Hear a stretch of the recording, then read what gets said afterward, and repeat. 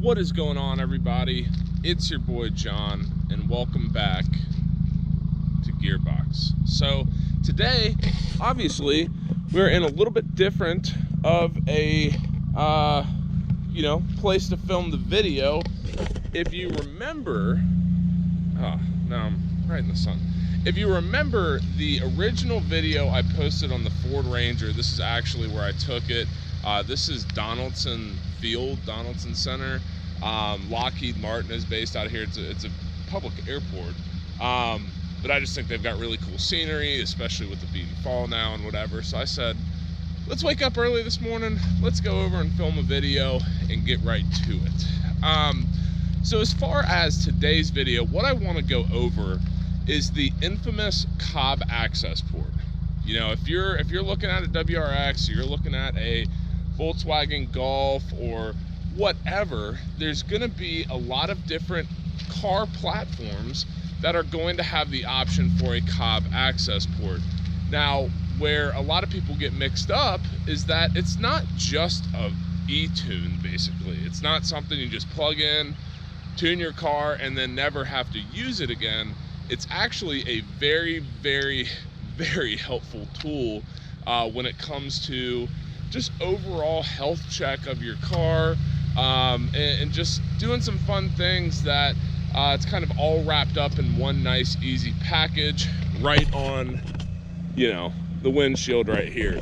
So let's go ahead, we'll hop in the car, we'll start going through some of the functionalities of the Cobb Accessport, and we'll go from there, boys and girls. All right, everyone, so the first thing to obviously talk about when talking about the Cobb Accessport is going to be the digital gauges that it gets you as your car is running in real-time data. Now, the minimum you could go is obviously 1. You know, if you just wanted fuel pressure, for example, you could do that. Or you just wanted a big digital boost gauge, you could do that. Disclaimer, I know that if you're familiar with the WRX, there's also a boost gauge here, but I would rather have it in the same place as my Cobb Accessport. That's probably going to be more accurate, so that's why I have it there.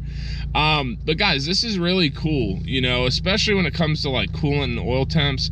You know, you're just going to start developing kind of a norm for your car as you're driving, or, you know, whether that's highway driving, whether that's city driving, whether you're beating on it a little bit, you're going to be able to start to learn about your car just by looking at these gauges.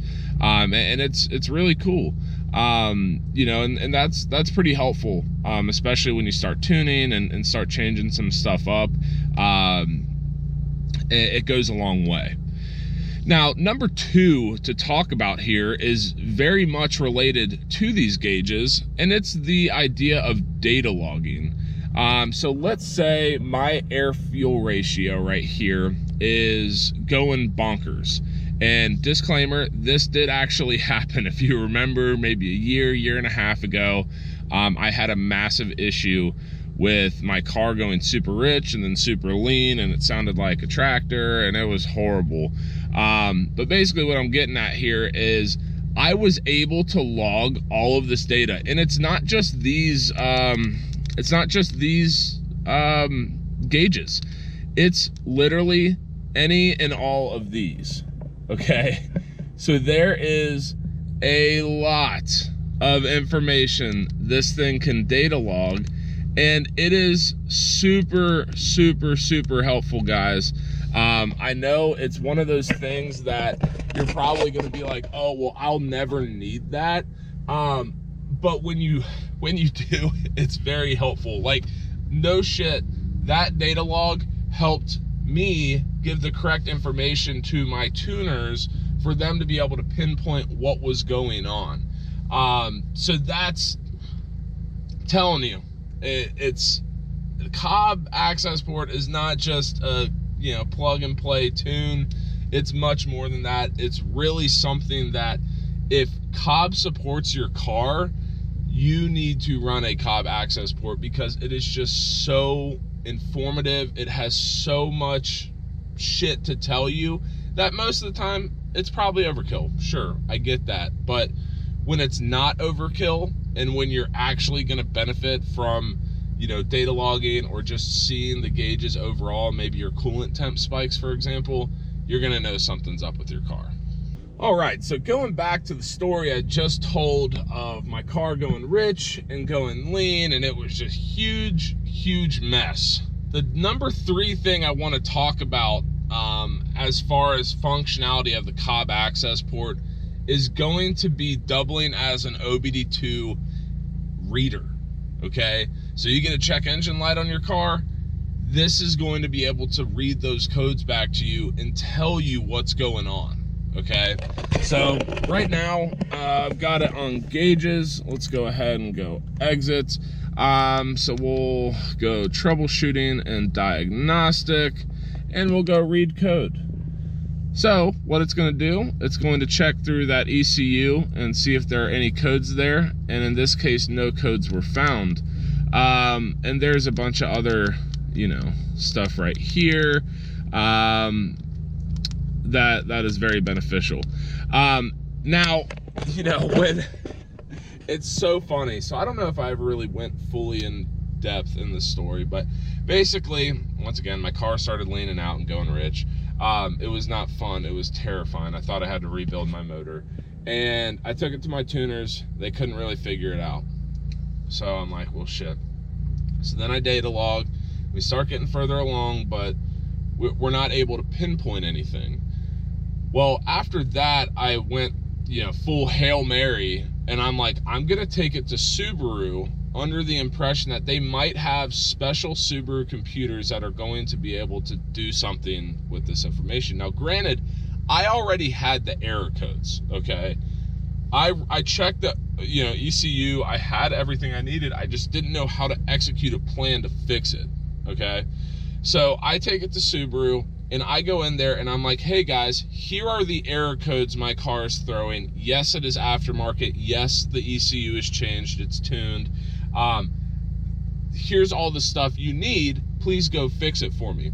So I sit there in Subaru, and this is why I'll never go back to Subarus again, like the dealerships at least. So I sit in there, and I'm sitting, and then they say, all right, Mr. Bockhorst, your car is ready. That's going to be a $250 diagnostic fee. And I'm like, what? Oh yeah, $250 diagnostic fee. And I'm like, but I gave you the codes. And the manager is like, what do you mean? And I'm like, see that right there? I can read it. I'll read it again if you want me to. And so I did. And eventually I said, give me my fucking keys. I'm not paying $250 for me to give you the codes to look at the car.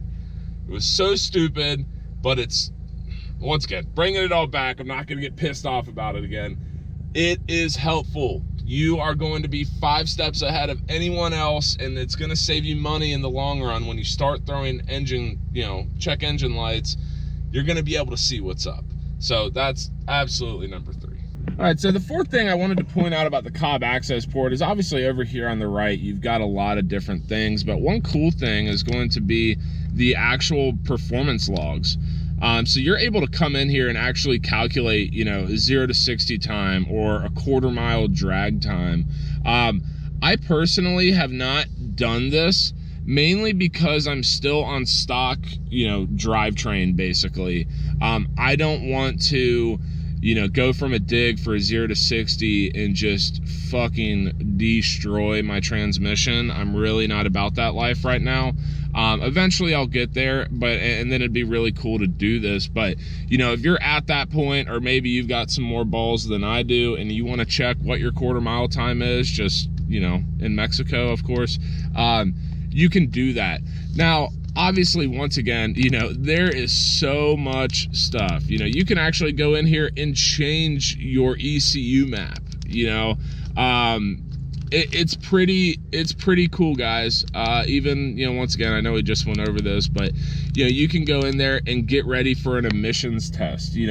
Are you going to meet emission standards? What do you need to change to do that?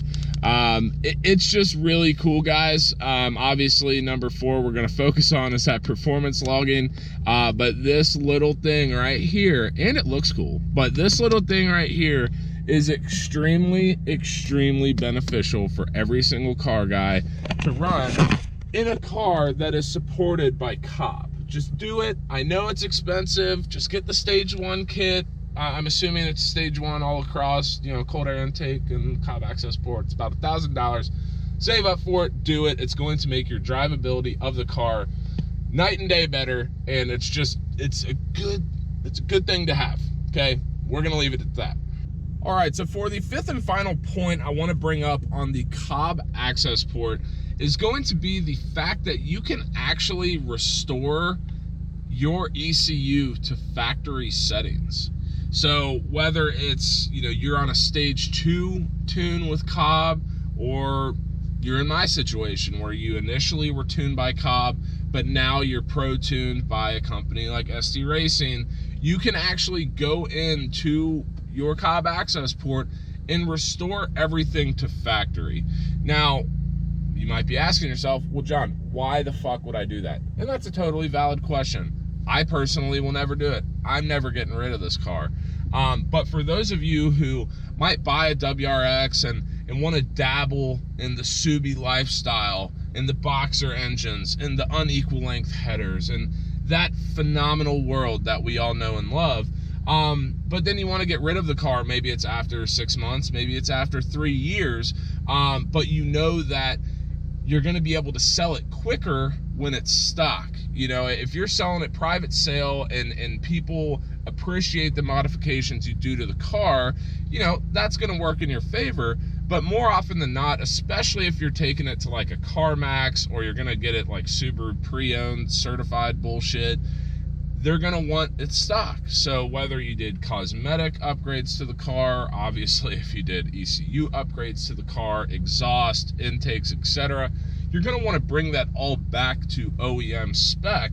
And the only way to do that when it comes to your ECU is to either go back to a Subaru dealership and have them flash it, and then they're probably going to make sure they never buy your fucking car because they know that you messed with the damn thing, or you go to your Cobb Accessport, you restore to factory settings, and it's like, I don't know, it's like restoring your iPhone or something. Like it's pretty simple and pretty easy.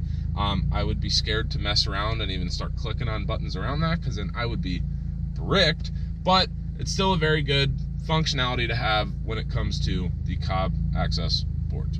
All right, y'all, so that is going to do it for today's video on the Cobb Accessport.